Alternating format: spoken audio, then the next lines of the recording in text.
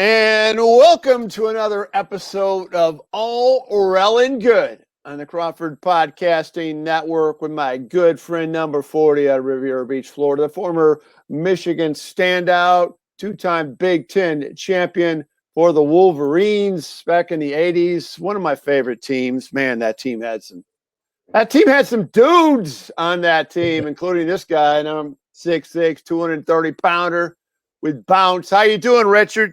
I'm good, Tom. It's good to see you, man. It's good to be back on the show. Yeah, I'm gonna jump right into it. And then I want to talk about what's happened to this current Michigan team on the threshold of the Final Four, and then we're going to do some reflections a little bit for you, what it was like to be in this great event, which I consider to be the greatest event in the history of the world, the greatest sporting event in the history of the world, the NCAA time. And what a great thing, Richard. Remember a year ago that empty feeling when the thing was canceled? We're having a tournament, and that is sweet. That is a sense of being at peace that we got March Madness back. Well, I got to tell you, I listened to Dick Vitale, and I think nobody understands. You're right. A year from ago, we had no tournament, and everybody was down and out. I'm just happy that we got a tournament.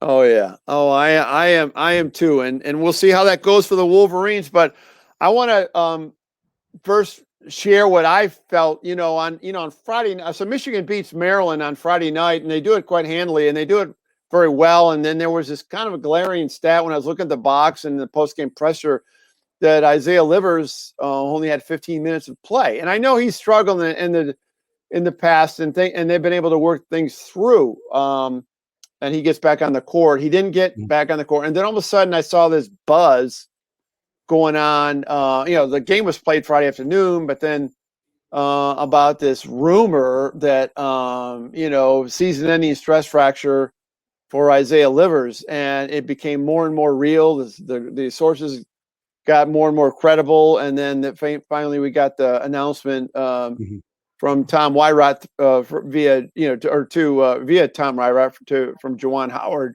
that he's out indefinitely. So. Tell me, first of all, when that happened and you found out, Isaiah Livers, you're very close to the program as a former player. What was your feelings when learning that? Well, when I found out about the stress fracture with Isaiah, my heart dropped because knowing Isaiah and knowing how hard he's fought to come back to play this season with his injuries last year, my heart dropped for him because now. It's like limbo for him because he has a decision to make. He could use the COVID-19 player comeback. Yes. Or he can go. Me personally, being a little selfish, I think he should come back and give it another try because, listen, it's not like you're coming back to a bad team. You're coming back to a great team. All you got to do is continue to work hard because we will lose Fonz, I believe. I think we'll lose Wagner, but that's okay. I think what we got coming in, we should be just fine. Yeah, but and give us your perspective from an NBA standpoint, professional athlete standpoint. I mean, the fact that the last takeaway from Isaiah Livers is a stress fracture, that would probably hurt. I would think his draft capability as far as how high you get drafted, man. Maybe that would slip him down to a 2-round or whatever. Maybe it might be better. To work through that and get a healthy year. What are your thoughts on? He's projected to be an early 2nd-round pick. Oh, is he? Okay, yeah, so you're ahead of me on that. But being a early 2nd round, being a former NBA player myself, listen, going into the draft with an injury is never good because now the teams are not going to do it because they're going to say, well, maybe we should take a kid that doesn't have any injuries. Yeah. And let's see how it looks. I just think Isaiah should come back because he has that opportunity. The NCAA has done that with this COVID-19 thing. Yeah. And come back, man. Come back. Ain't like we can't use you. I sure won't you. Oh my God. It was, that's what struck me, and I've shared with this before. I've covered a lot of Michigan athletes in the last 20 years. And then even when I was back in school, something special about this kid. He's so dang mature. I mean, from his high school days at Kalamazoo Central, he seemed like I was talking to a grown-up. probably more grown up than I was. I mean, he just came off a loss. Kalamazoo Center gets eliminated, and he lost to Xavier Tillman and Dwayne Washington. You know who that dude is? Oh yeah, but and plays at Ohio State, and he was a junior on that team. Isaiah was a senior at Kazoo Central, and it was a tough lot. Well played game, quarterfinals, just one game away from playing at the Breslin Center, and he was so. Mature. I just such an incredibly good sport about things. I go, man, you're taking this better than I would be. I mean, because that was a tough loss, and into a pack, 4,000 people in that gym. It was a great environment. So anyway, moving forward, Richard Rellford. Michigan's got a week to prepare. Juwan's, he's done a great job with his team as his staff. But what would you do with a current lineup? And you've seen a little sample size what happened with the Ohio State game, and we don't need to go into that too much. But they struggled. They were down 13. They fought their way back and had a final possession. Probably could have taken a better shot. Could have kind of got it into Hunter, but that's neither here nor there. What would you do if you were a decision maker as far as like the starting lineup? How would you floor plan that? Well, now that we won't have Isaiah, I would put in Brandon Johns instead of Shawnee, because Shawnee's really good coming off the bench. He's that igniter that we need. And I think people are underestimating Johns.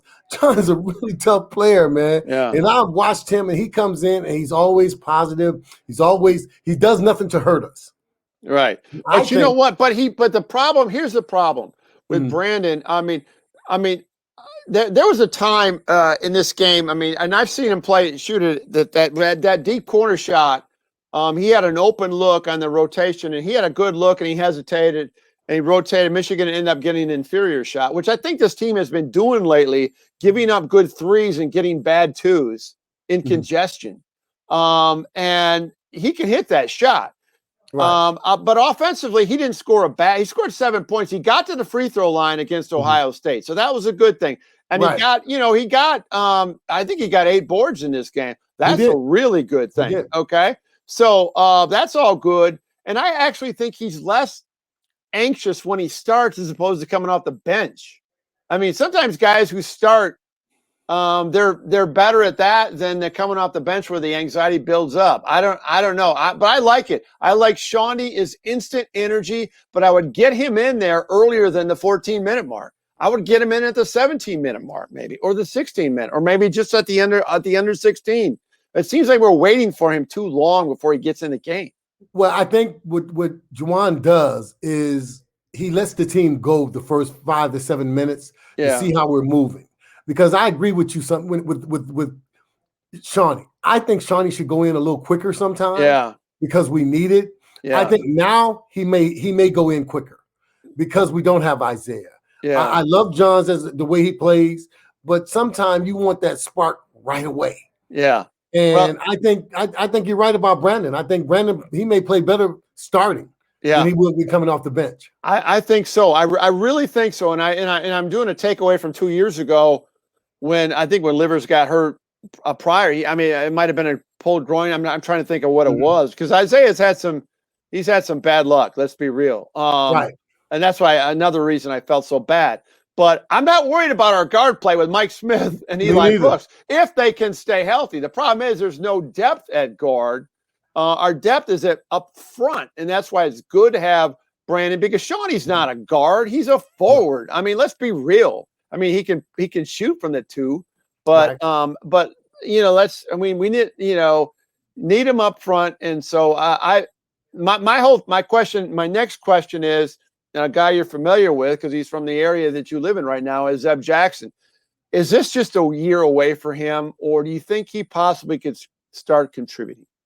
I think he needs to start contributing. He's had a lot of time to sit and watch, and Smith has played terrific. Oh my God! I think now Zeb should be getting more time, and he should be a little comfortable, because this is kind of a proving year for him. Yeah, because we got a bunch of kids coming in next year, and being the #1 recruiting class, no matter what anyone says, those guys that are there now that are young, they'll feel that pressure. They'll feel that pressure of these kids coming in. And I think with Zeb, if he can show something in this NCAA tournament, I think he can solidify his position on that team. Yeah. No, and he's had some moment. The last outing, I'm trying to think what game it was, that he had some one of the 4 games. Mm-hmm. He's had some positive minutes. Everybody's talking about Michigan sputtering into the tournament. It's been the takeaway from all the, the talking heads. Oh, Michigan's kind of, slumping in there because they've dropped 2 out of 3. But I mean, the losses have been, or they've won what? They won 2 out of 3. They're 2 and 3 in their last 5 outings. Well, I mean, there's been a 1 seed and a 2 seed. I'm trying to think of who else. Is that my phone or yours? That's yours. I think it's mine. Oh, it's yours. Okay, we'll work through that. See, Richard's a very popular guy. People are typically calling him all the time. He's a difficult guy to get a hold of. But anyway, they've had losses to Illinois, Michigan State, and Ohio State. 2 of those, a 1 seed, a 2 seed, and then a pretty good, team that's been hot at the end of the year in Michigan State. So I don't think there's huge shame in that. But when you look at coming off that, what is your biggest concern in the tournament for Michigan? That we shoot well and we don't get in any foul trouble because we don't have the extra that we need.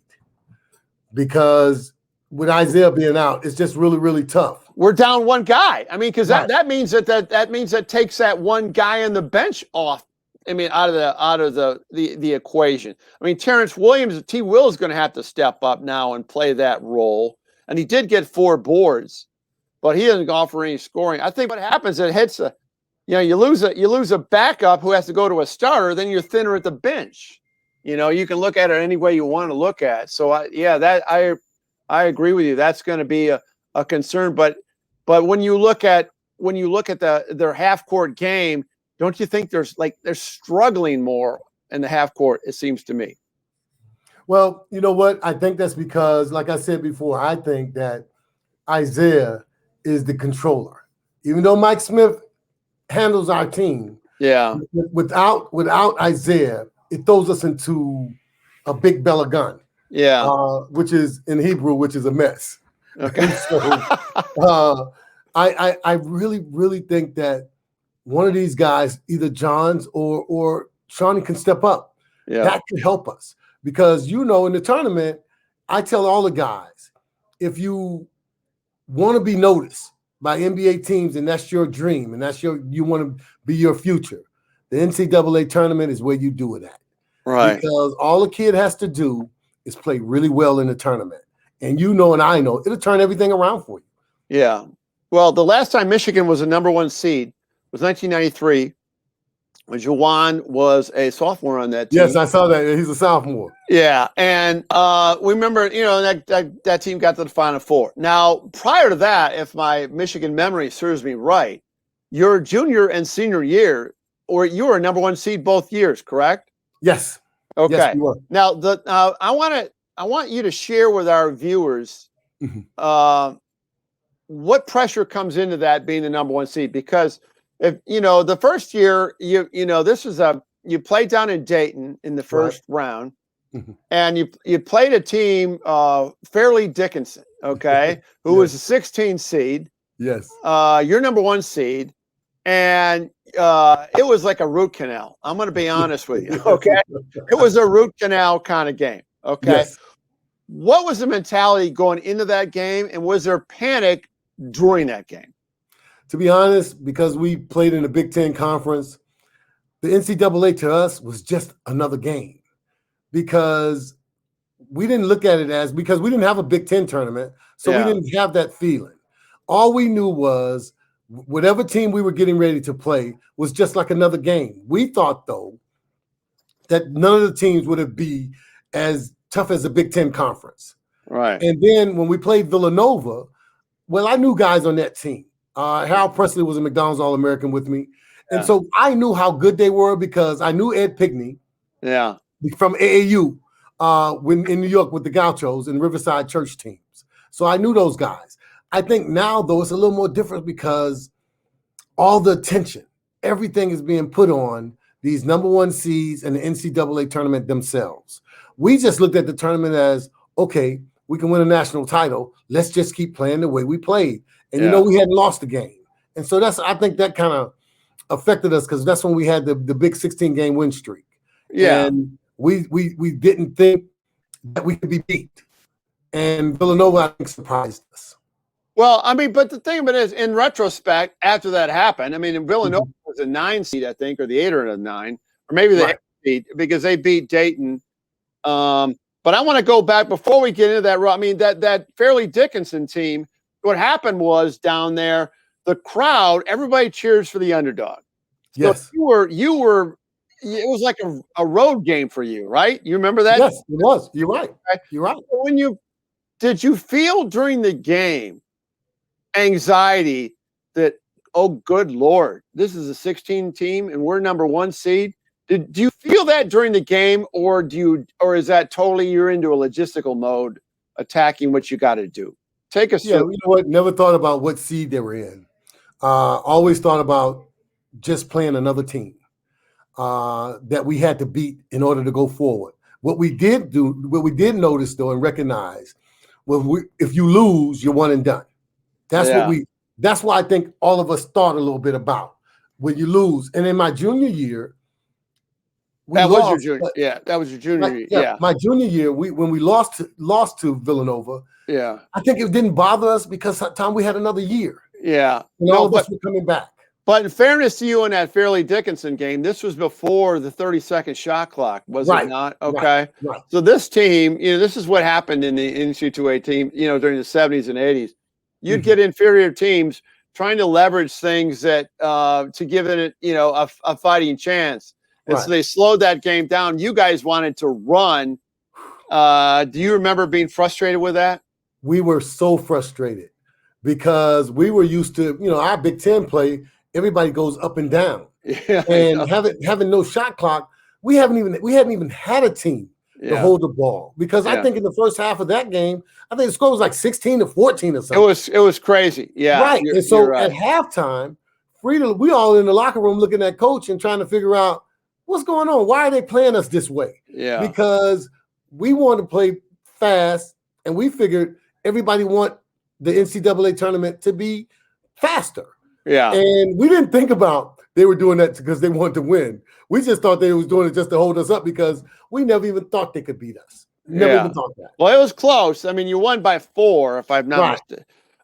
It was almost like the same score but in reverse, and you lose to Villanova, and which ends up being with the Dwayne McClain. I mean, that was a good team. Gary McClain, Raleigh Massimino, the coach, and they end up beating Georgetown to win the national championship. So that one's explainable. 86, though, you won the Big Ten title, although you struggled. It was a tight race. Michigan State had your number, but you outlasted the competition. You were a 2-time Big Ten champ. So you open up with Akron, and you win that game. But once again, Michigan didn't play well. You were sluggish. So I'm thinking, here comes Iowa State. You're playing Iowa State. Johnny Orr, the former Michigan coach, going against Freeds, his assistant, now coaching you guys, and Michigan lost. But that team had, I think, Jeff Hornacek on that team. Yes. Hornacek, yep. And it had was Jeff Grayer on that team or Jeff not? Grayer was on that team. Okay, or Tompkins. I mean, there's a lot of good players on that team. Yes. And so, but when that game slipped away, Glenn Rice was a freshman that year. Walking off that court, what was that feeling like?